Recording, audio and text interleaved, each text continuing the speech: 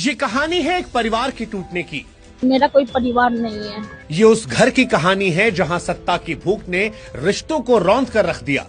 जज अब मेरा हत्या करवाना चाहता है। ये कहानी है लालू परिवार की, जहां पर राजनीतिक वॉर छिड़ा है। संजय, रमेश, तेजस्वी यादव से पूछिए, मेरा कोई परिवार नहीं है। ये कहानी उस बेटी की है जिसको लेकर कल तक पिता लालू यादव जीवन भर कर्जदार होने की बात कर रहे थे। आज वो रोते हुए दुनिया के सामने कह रही है कि मेरे पिता के सामने मुझ पर चप्पल उठाया गया। आपके ऊपर चप्पल उठा करके मारा जाएगा। मुझे गंदी किडनी देने की सजा मिली। ये उस परिवार की कहानी है जहां पर बहनें कभी भाइयों की ढाल थी और आज सभी बहनें सड़कों पर निकल चली है। वो अपने भाई के खिलाफ दुनिया के सामने अपनी पीड़ा को बयां कर रही है।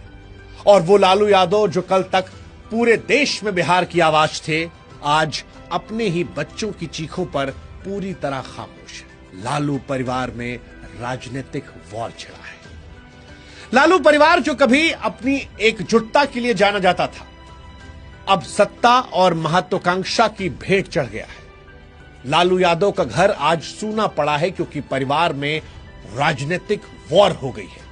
परिवार बिखर रहा है। वो रिश्ते जो कभी इस कुनबे की ताकत थे, आज आंसुओं और अपमान की कहानियां लिख रहे हैं। ये सवाल उठ रहा है कि क्या हो गया ऐसा एक रात में कि वो रोहिणी आचार्य जिन्होंने अपने पिता को जिंदा रखने के लिए अपनी किडनी दे दी थी, आज कह रही हैं कि मैं उस मायके से अनाथ बनाकर निकाली गई।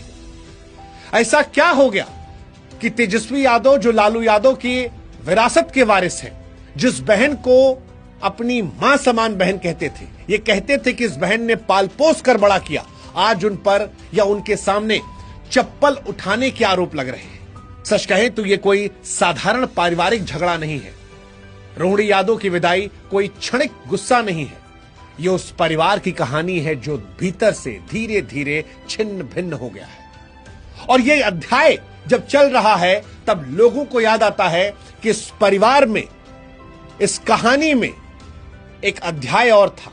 वो अध्याय जो बहू ऐश्वर्या के आंसुओं से लिखा गया था। वो अध्याय जहां पर एक बहू के आंसुओं को देखकर अनदेखा कर दिया गया था।